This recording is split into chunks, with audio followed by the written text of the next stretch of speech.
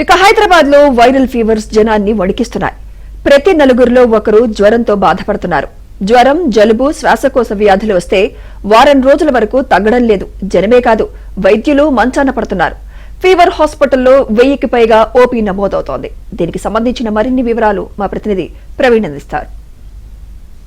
రాష్ట్రంలో రోజు రోజుకి డెంగ్యూ, మలేరియా, డిఫ్తీరియా కేసులు అయితే పెరుగుతున్న పరిస్థితి కనిపిస్తుంది. గత నెల రోజులుగా ప్రతి హాస్పిటల్లో కూడా అవుట్ పేషెంట్స్ కావచ్చు, ఇన్ పేషెంట్స్ సంఖ్య రెట్టింపైనటువంటి పరిస్థితి మనం చూస్తూ ఉన్నాం. ముఖ్యంగా జిహెచ్ఎంసీ ఏరియాల్లో, సిటీ అవుట్కట్స్లో అయితే ఈ కేసులు అవుట్ బ్రేక్ అవుతున్న పరిస్థితి.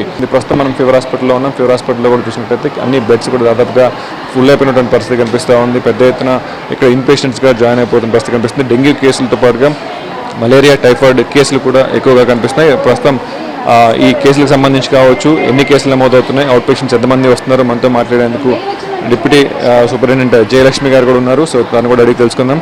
మ్యామ్ చెప్పండి, జనరల్గా అవుట్ పేషెంట్స్ ఎంతమంది ఉంటారు మన దగ్గర? ప్రస్తుతం అవుట్ పేషెంట్స్ ఎంతమంది వస్తున్నారు? సో రష్ ఎలా ఉంది? డెంగ్యూ కేసెస్ ఎలా ఉన్నాయి?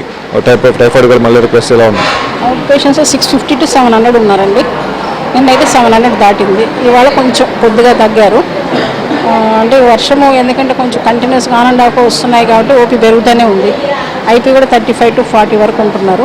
రొటీన్గా వైరల్ ఫీవర్సే వస్తున్నాయి. చాలా వరకు 90% వైరల్ ఫీవర్లే వస్తున్నాయి. Fever, body pains, stomach pain, vomitings, కాలు చేతులు సివియర్ బాడీ పెయిన్స్తో వస్తున్నారు.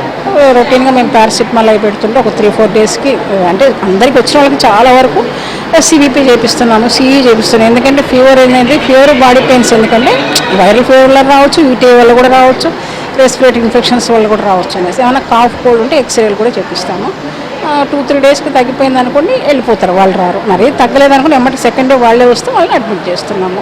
వచ్చినప్పుడు వాళ్ళకి ఏమైనా డెంగ్యూ చెప్పేసి పాజిటివ్ ఉంటే అడ్మిట్ చేస్తాం. డెంగ్యూ అయినా మా దగ్గర 3 అయితే పాజిటివ్ కేసులు, 3-4. ఇప్పుడు ఈ ఆగస్టులో మాత్రం నిన్నటి దాకా 23 కేసెస్ పాజిటివ్లు ఉన్నాయి. Last month 72 positive. వర్షాకాలంలో కొంచెం జాగ్రత్తగా, కొంచెం వాటర్ పొల్యూటెడ్, కంటామినేటెడ్ ఫుడ్ అవి తీసుకోకుండా వాటర్, ఫిల్టర్ వాటర్ కానీ లేదంటే వేడి నీళ్ళు కాచి చల్లార్చినవి తాగితే బెటరు. ప్లస్ ఫుడ్ మాత్రం బయట ఫుడ్ తినకపోవడం చాలా 100% మంచిది. ట్రీట్మెంట్ జరగడానికి సో సమయం ఎక్కువగా పడుతుంది. సో అసలే పేషెంట్స్, సో కౌంటర్ సంఖ్య కావచ్చు, డాక్టర్ సంఖ్య పెంచాలని చెప్పేసి రోగులు చెప్తాం పరిస్థితి కనిపిస్తుంది. దానికి సంబంధించి ఎలాంటి నిర్ణయం తీసుకోబోతుంది? ఇప్పుడు ఓపీలో వాళ్ళకి ట్రీట్మెంట్ ఇచ్చేస్తారు, ట్రీట్మెంట్ ఇచ్చేసి టెస్ట్లకు పంపిస్తారు. అది ఏమైనా ఎమర్జెన్సీ అయితే అడ్మిట్ చేసేస్తాం కదా. అంతవరకు వాళ్ళు 2 గంటలు ఉండి మరి నీరసంగా ఉన్నప్పుడు వాళ్ళని అడ్మిట్ చేసుకోకుండా నువ్వు పోరా బాబు ఇంటికైతే అనం.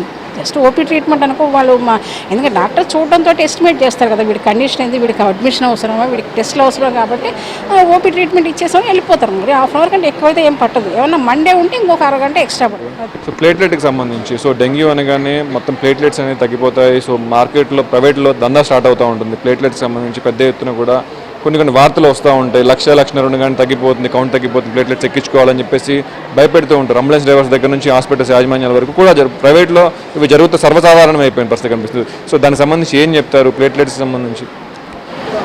సంబంధించి అంటే మామూలుగా ఎందుకంటే సివిపీ చేసిన ప్లేట్లెట్స్ మామూలుగా 1.5 to 4 lakhs ఉండాలి. ఫీవర్, వైరల్ ఫీవర్లో ప్లేట్లెట్స్ కూడా కొంతమంది తగ్గిపోతాయి, కొంతమందికి వైట్ సెల్స్, న్యూట్రోఫిల్స్ అవి పెరుగుతుంటాయి. ప్లేట్లెట్స్ 1.5 నుంచి 1.4 దాకా లేకపోయినా 1 lakh ఉన్నా కూడా పెద్దగా పేషెంట్ టెన్షన్ పడాల్సిన పనే లేదు.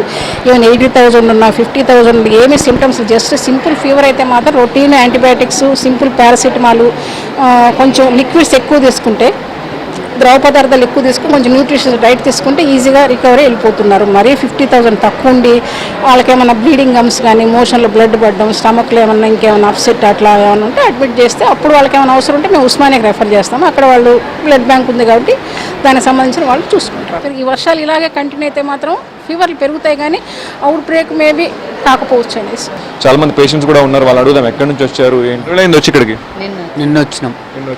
మీ ఏరియాలో ఎక్కడ ఉంటారు? మీ ఏరియాలో? మా ఏరియాలో షామన్పేట లేవదు జిహెచ్ఎంసీ. అక్కడ మందు కొట్టిరా, ఫాగ్ ఏమైనా కొట్టురా? అక్కడ జిహెచ్ఎంసీ అధికారులు వచ్చేసి మీ క్లీనింగ్ ఏమైనా చేసారు ఎప్పుడన్నా? లేదు, నాకే జర కళ్ళు తిరిగినాడు అనిపిస్తే ఇక్కడ మా ఊళ్ళు చుట్టాలు ఉంటారు, ఇక్కడ రమ్మంటే ఇక్కడ వచ్చినంత ఏం లేదు. దోమలు ఉన్నాయా మీ ఏరియాలో? చాలా ఉన్నాయి, దోమలు చాలా ఉన్నాయి. సో ఓవరాల్గా చూసుకుంటే రాష్ట్రంలో కేసుల సంఖ్య పెరుగుతుంది కాబట్టి ప్రజలందరూ కూడా అప్రమత్తంగా ఉండాలి. ముఖ్యంగా జిహెచ్ఎంసీ ఏరియాలో కూడా ఎంటమాలజీ డిపార్ట్మెంట్ వాళ్ళు కూడా స్ప్రే చేయట్లేదు, ఫాగింగ్ చేయట్లేదు. సో వాళ్ళు కూడా దృష్టి పెట్టినట్టయితే ఈసారి అవుట్ బ్రేక్ నుంచి మనం కాపాడుకోగలం అని చెప్పేసి అటు జిహెచ్ఎంసీ అధికారులు, వైద్య శాఖ అధికారులతో చాలా స్పష్టంగా చెప్తున్న పరిస్థితి.